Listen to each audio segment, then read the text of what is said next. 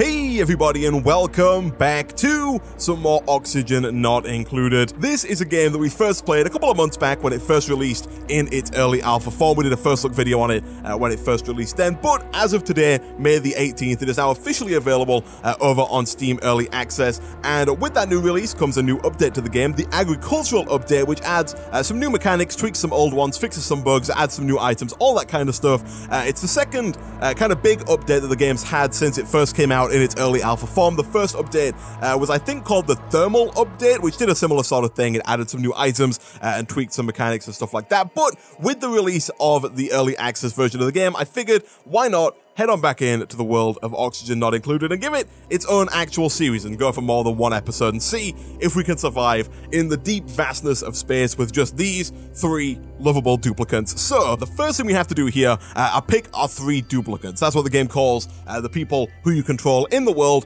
Right now we've got Mima, Mary, and Joshua. You can see they all have different stats, they all have different levels, they all have different traits, and they all have some additional information down here at the bottom as well.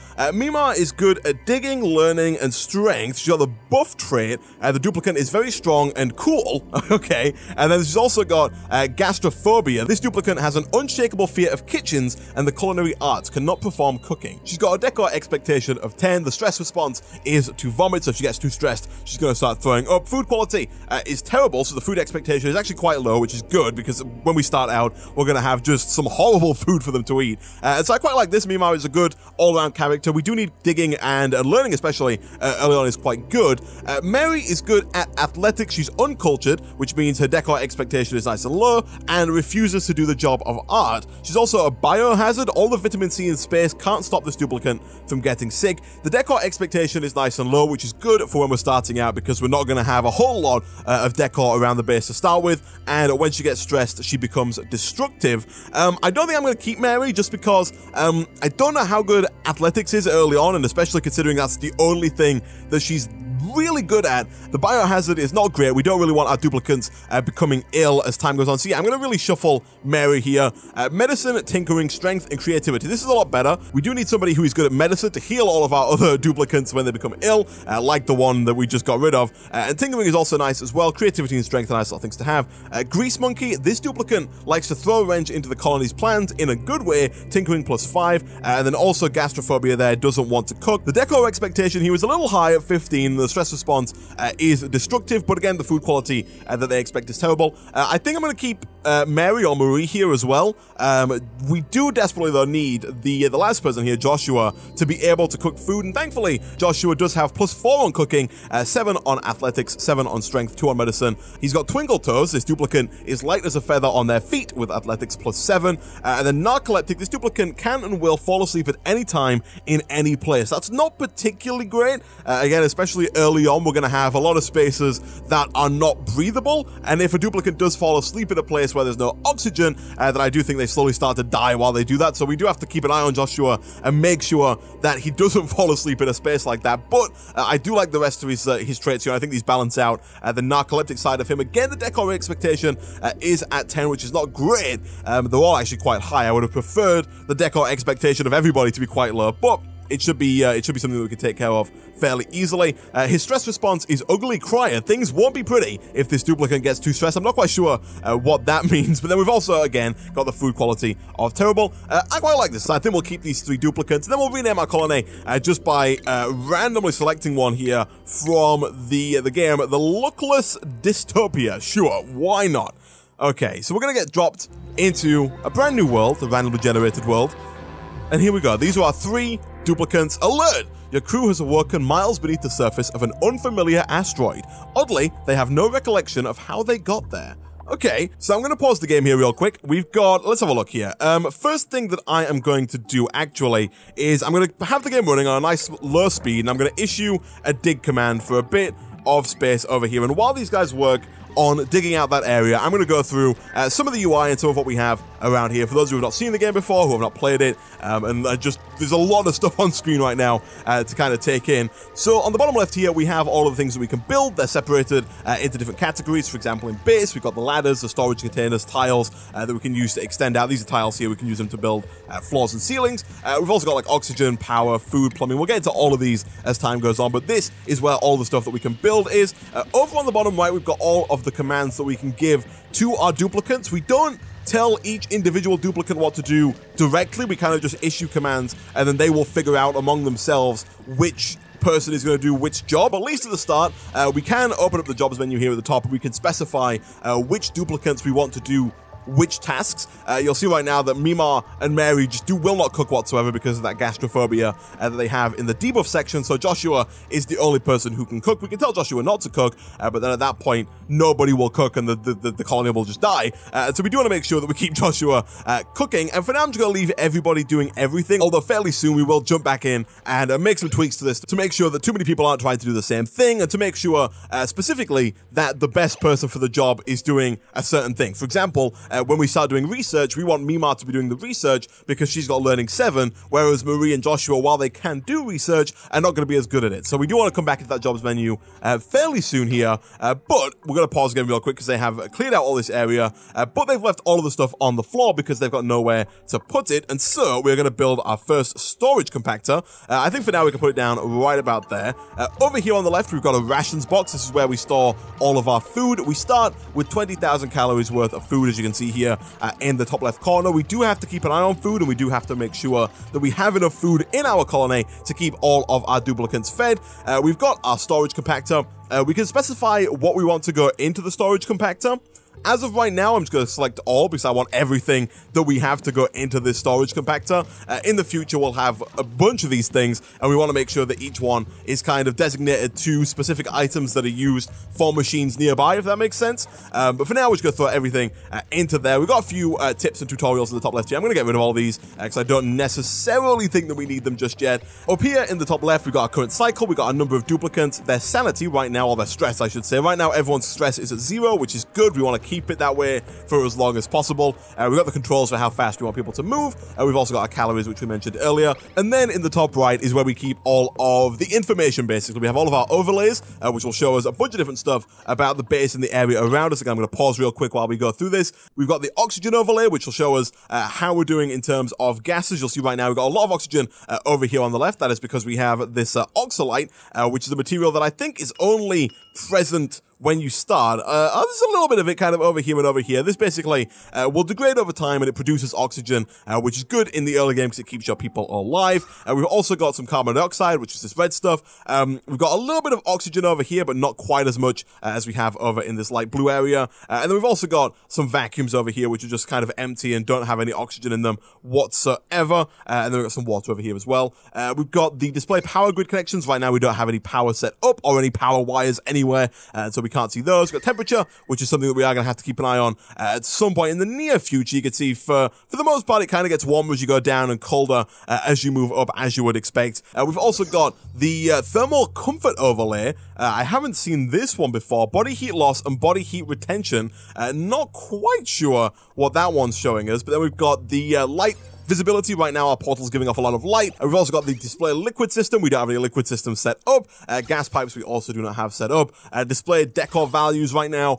People kind of like the decor over here, but not too much. Kind of weather is nothing but rock and random wildlife. And then finally, at the end here, we've got display task priority values. You can specify which tasks you want to be done sooner rather than others. For example, if I wanted, we can't really do it here, but if I was to, for example, tell them to dig out these 2 blocks and these 2 blocks, you could change the priority by clicking on the prioritize, selecting the priority that you want. For example, if I wanted this one over here to be done before this dig task over here, I could select 6, select these 2, and now these 2 blocks will be dug out before these 2 blocks. But what you can also do is you can just click dig and select, for example, priority 7, and then if we do it like this, and then we go back over to the priorities overlay, we can see that this dig task is going to be prioritized over this one and this one. Right now, I'm not too bothered about any of those. I'm going to go ahead and cancel that, which you can do over here with the cancel button. I'm still learning all of the shortcut keys. I've got C down, so I know to press C when I want to cancel something, and I think it's G to dig as well. Yes, we've got G for digging, but occasionally I will have to come down here and click on one of these when I forget the hotkey for it, but hopefully we'll learn those as time goes on. And then at the top here, we've got jobs, consumables, which show all of the things that they will eat.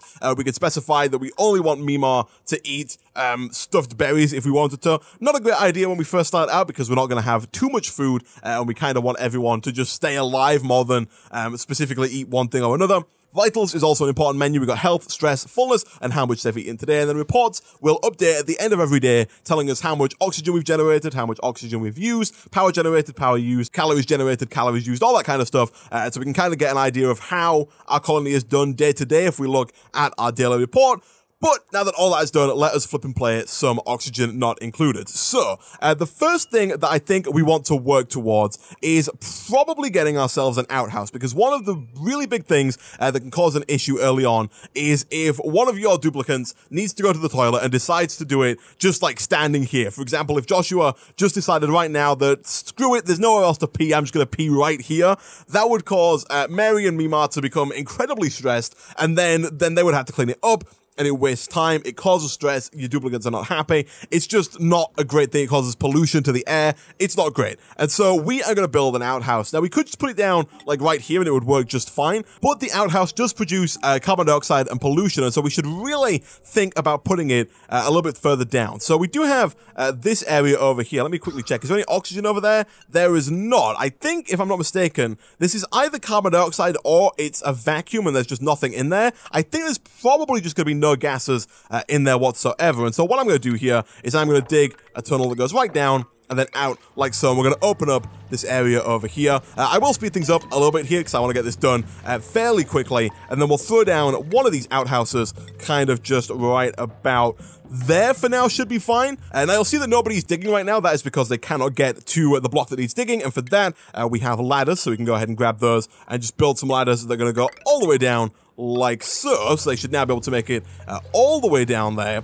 And once they have built that, I think what we should probably look towards is power. We can use the manual generator, which is basically a hamster wheel for our duplicants. Somebody will stand on there and just run producing power, which we can then use to power all of the other stuff within our base. We should really focus on getting a microbe musher. This is going to allow us to produce food. Early on, we can use dirt and water to make food. It's not great food, at least not to start with, but it is food nonetheless. And we also kind of want to work on oxygen production, because if we look at our report right now, I'm assuming that, yeah, we've removed 91.2 kilograms of oxygen from the air, and we've added 0 kilograms. So right now we're removing close to 100 kilograms of oxygen from the air in a day, because the first cycle is almost over here. And also you'll see here that the duplicates cannot breathe down here because there is no oxygen. The good news is that carbon dioxide and basically anything but oxygen tends to sink, apart from hydrogen, which will rise. But the most common unbreathable gas that we have in the air is carbon dioxide, and thankfully that will sink down into this pit over here. So as these guys breathe and produce carbon dioxide, it should slowly make its way over to the ladder and then down into this pit that we have over here. For some reason, they have not dug out this block here, so let's quickly get rid of that as well. We do now have an outhouse, which is good. No one should be using the floor as a toilet, which is always nice to see. They've fallen asleep. We didn't build any cots for them. We should at some point build a cot for them to sleep in. And, ooh, what are you? We've got an idle hatch. A nocturnal scavenger that will consume anything within its reach that fits into its large mouth. The waste excretion of a hatch can be used as fuel. Digging up buried objects may release a hatch. Okay, so decor plus 10, I guess, which is nice. So I guess the people like to have these around. Although I guess we should probably watch out letting them near things like our mealwood, which is the food. Oh, is he in there? Did he just like dig away inside of that plant? I think he might have done. But I think in the future we might want to keep our farming area kind of closed off just so those guys don't go and eat our crops. So, speaking of which, if we were... I don't really want to dig out the oxalite there. Let's set up some power. We should probably build like an area for this. So what I'm going to do, just to make things look a little bit nicer, is I'm going to build some tile kind of along the floor here, and I will continue that over kind of all the way out here. So someone will do that, and then the rest of you can work on digging this out like so. We should really build our beds quite high up, because as I mentioned earlier with the person who will sleep anyway, you want to make sure that all of your duplicates are in a nice breathable atmosphere whilst they sleep, because otherwise they just won't breathe and they'll slowly start to die, which is not great. And so we should probably look at building the cots as high as possible. We should put them nice and high up because the oxygen rises and the carbon dioxide falls. And so what I think I might do here is continue on up a little bit with this ladder that we've got. So we'll continue that up like so, and then we'll dig out this area that we have over here, and I think this is where we'll put our beds to begin with. We do have a little bit of oxalite. I really don't want to dig this oxalite because I'm not quite sure what happens when we dig it. I assume it stops producing oxygen, which is not great, but we'll dig out that area there, and we'll use this this floor here for our tiles. I like to make the rooms quite tall. If you're trying to be space efficient, you don't really need rooms that are more than 2 tall for most things. Most objects in the game, for example, this manual generator that we're going to put down only takes up 2 blocks of height, but I kind of like to have a little bit more space. Just in general, I think it looks a bit better when there's a bit more space around, even if it is a little bit less efficient. Let me go ahead and enable auto harvesting on our crop there. That's going to go ahead and harvest this millwood that I believe our people should then be able to eat. Yeah, you can see the oxygen generation is not good, and the oxygen that we're using is crazy. But we have generated 800 calories. I'm assuming that's from harvesting the mealwood that we just harvest. And so, while they're all working on this, where are we going to put our manual generator? I think we're going to put it probably like, I'll probably put it like about here. We'll have it there. We'll put down a little tiny battery next to it. This is going to allow us to store power to use when we don't have somebody generating power on the power wheel. Now, we do have to connect these up.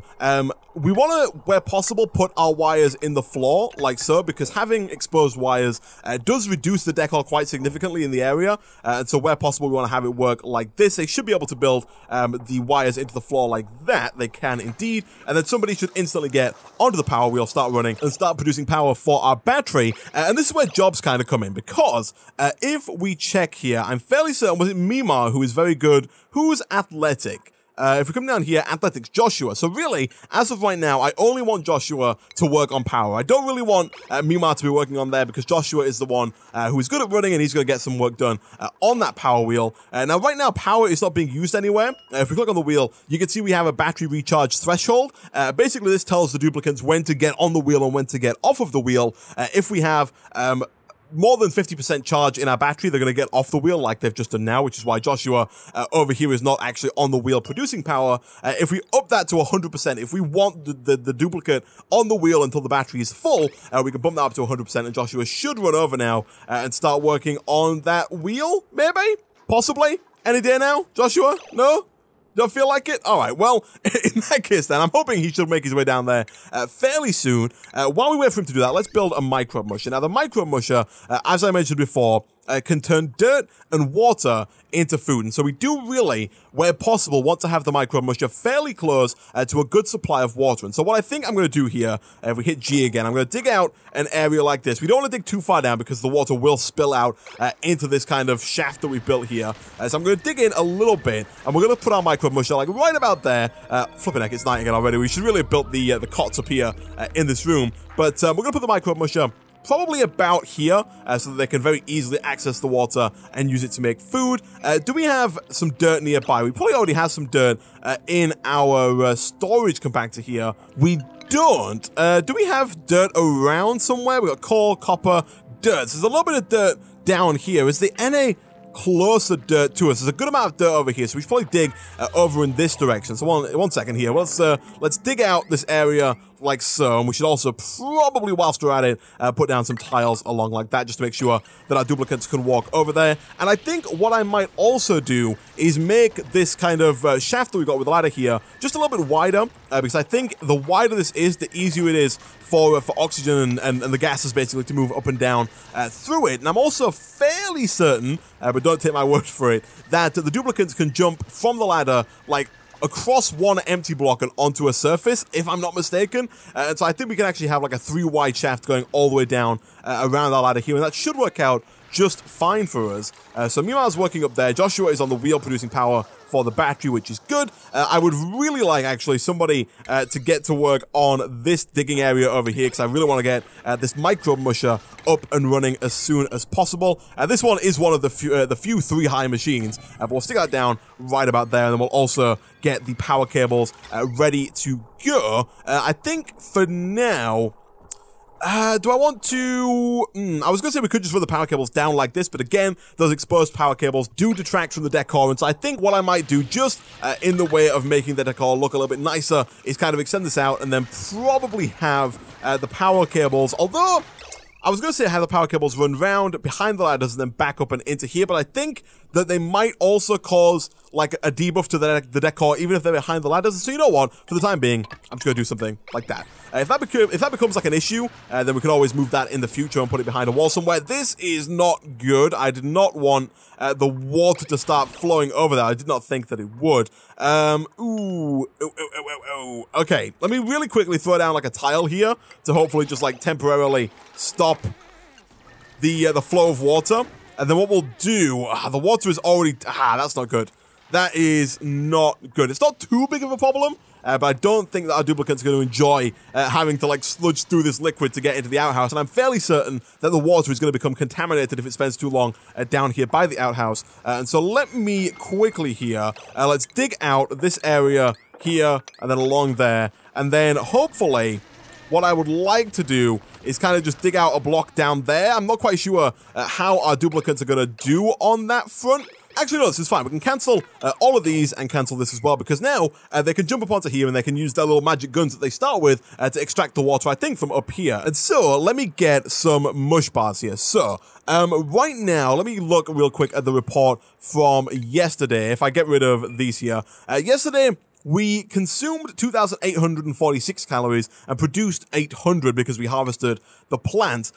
So I can assume that we're probably going to consume about 2,500 calories today. On day 1, we consumed 2,300. Day 2, 2,800. And so I think 2,500, maybe 3,000 to be safe, would be a good number. Each of these mush bars produces 1,000 calories, and so I think a good idea here would just be to schedule 3 of those. Now, again, over in jobs, there's only one person who can cook, and that is Joshua, so he's going to go ahead and cook first. And so that could cause a bit of a problem, actually, because if Joshua is doing power and food, then he can't be running on the wheel whilst he's producing food, and so we should probably also have Mima doing power as well, just in case Joshua can't do it.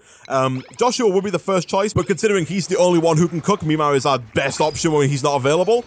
So we should probably mop up. Mary's not doing anything right now, so let's go ahead and mop up this area here, and let's mop up all of this area down here. That should get rid of all the water that came from the little overflow that we had. That looks actually disgusting. That mush bar looks horrible. And let's also throw down one more storage compactor. You know what? We'll put down... No, what we'll do real quick here is we'll go to food. We'll put down a ration box right about there. That's going to allow us to store all of these mush bars, which right now are just on the floor. We can put them into the ration box while they're not being used. We do have a new duplicate available here. You can see the portal is glowing and there's a little like player icon and it says new duplicate available. So what we can do here is we can actually select a new duplicate to join our little ragtag group of colonists if we like. I'm not going to do that just yet. I'm going to close this down and just leave it there. I don't think that's going to go anywhere, and we should be able to choose a new duplicate at any point in time. But one thing that you do have to kind of bear in mind in this game is, I'm going to slow things down actually real quick while I talk here, is that the more duplicates that you have, the more mouths you have to feed, the more oxygen you have to produce, and the more people that you have to delegate tasks to. And so, at least for now, I'm going to try and keep our number of colonists as low as we can. I say as low as we can. I'm going to try and keep it nice and low. I'm going to try not to exceed like 5 or 6 colonists over the course of the next 3 episodes. And for now, at least, we're going to stick with just the 3. And speaking of colonists, we need to get these cots up and running. So, boom, boom. And we'll put this one there, just so we can keep this oxalite here. You can see we've got a lot of stuff all over the floor because we do not have enough space in our storage compactor. So let me throw down another one of those real quick. Hopefully that will fill up fairly soon here. And you can see the duplicates are quite capable of jumping this kind of like one wide gap between the ladder and the ledge here. So I'm going to actually go ahead and deconstruct this block as well to allow them to do the same thing with this. Let's go ahead and tell them to put anything they can in there. And so they should start to work now on picking up all the stuff that's on the floor.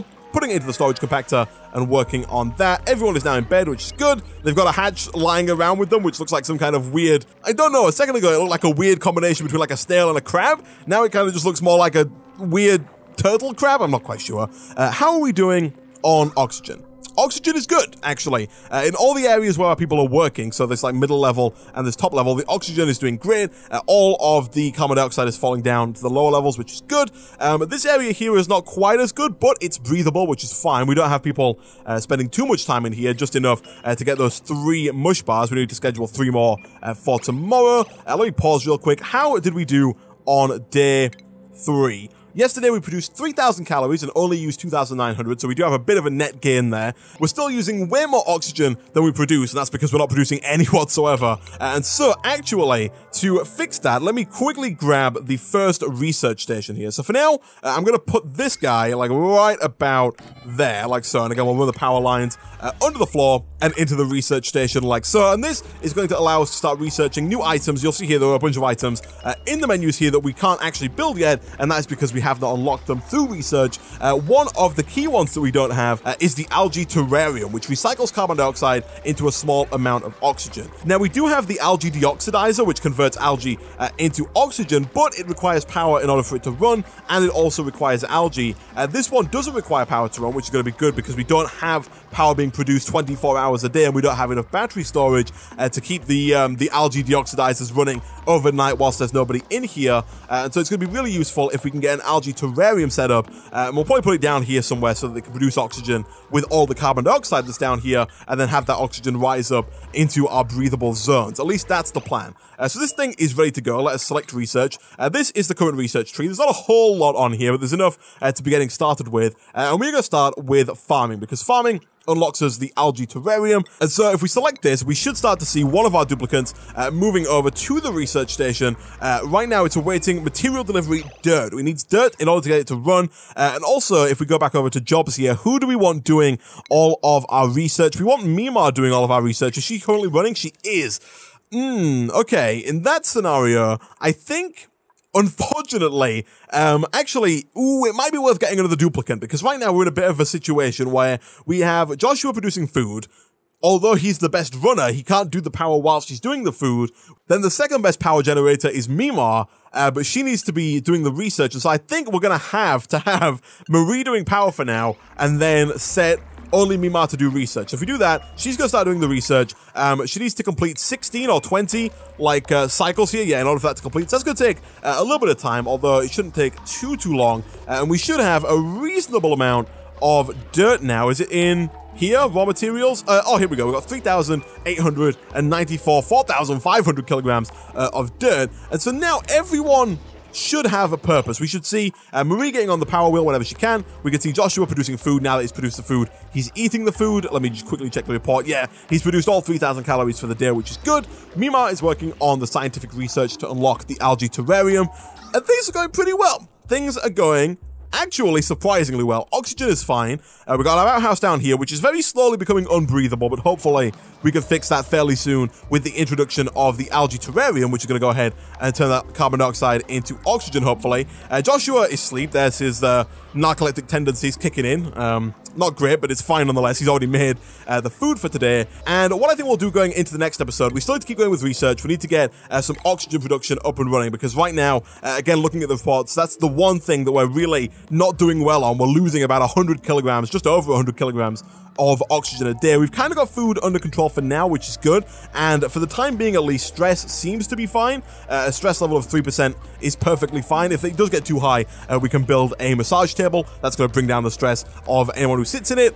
Light could be an issue, but we could probably kind of disregard that, at least for the time being. Joshua is just not doing anything right now, which is not great. We should probably really have him doing something at some point. And we also need to start working on farming at some point as well, so we can start getting a more reliable source of food than just dirt and water, because the dirt and water that produces the mush bars does also cause diarrhea. If we hover over it, it does say on it, it may cause diarrhea, which is not great, and it's also like just a really bad source of food in general. And you know what? I'm even going to throw down a second battery, like right... actually, you know what? No, I'm not going to throw a battery down just yet. I was going to say, like, maybe right here, but right now we don't really have anything that needs to continue to run overnight. Is our research complete? Is it done? Research, not quite. We're at 18 out of 20, so I'm going to really quickly just speed things up here, and hopefully once Mimar is done chomping down on this food, and actually whilst we're waiting, we should probably get these other guys to do some digging. So you know what, yeah, dig out like this area over here, like that. Dig out that whole area there, and then build down some more tiles across like so. And while that's happening, hopefully Mimar will finish eating fairly soon, get back over onto the research table, and then we're really close here to that 19th kind of research cycle, which should be the last one, and we're done. We've got farming complete. And so now, if we go over to oxygen, we can build this algae terrarium down here where all of our carbon dioxide is. We're going to put, I guess, like 2 of them down here for now. And then someone should run down and build those fairly quickly. We'll make those a priority, so we'll bump that up to like 9. I want those done as soon as possible. I think we've got some algae in our storage compactors here. We do indeed. We've got 1,500 kilograms of algae in this leftmost storage compactor. We should probably actually build a new storage compactor down here and then specify that we only want our algae to be stored in there. So we'll have the algae get taken out of this storage compactor, and any new algae that we get should be put in here. So if we need to put more algae into the algae terrariums, we can just grab it out of the storage compactor that's right next to them and get it up and running fairly quickly. And if we go to the oxygen overlay here, we should start to see, yeah, a little bits of oxygen start to get produced here, and we should see the amount of carbon dioxide in the air. As you can see here, it's kind of going down just a little bit, and then all the oxygen that we want is rising up and into this area up here, which is perfect. That is exactly what we want. And so finally here, let me go over to the day 4 report. Again, food's fine, power's fine for the time being, stress is also fine, we're 1% stress in total. Idle time is not great, we had 88 seconds of idle time, which is not the best. We want to make sure that people are doing stuff at any given time of day. The real big problem right now is oxygen generation. We used 174 kilograms of oxygen yesterday, which is not good at all. So far today we've produced 0 kilograms, which is also not particularly great. Let me quickly select organic, is it? Yeah, and then algae for that, and then up here I want to make sure that in organic, we don't want algae in there, so take all the algae out and bring it down and put it in here. But next time, we'll come back and we'll start working on getting some more oxygen generated. You can see right now, we're slowly getting there. We produced just over 1, almost 2 kilograms of oxygen. We're definitely going to need more than these 2 terrariums, though, to get anywhere close to covering the amount of oxygen that our duplicates are using. But with that, guys, I'm going to end this episode of Oxygen Not Included there. As always, if you did enjoy the video, be sure to hit like. It really does help out a lot. Subscribe if you're new here, and I will see you guys next time.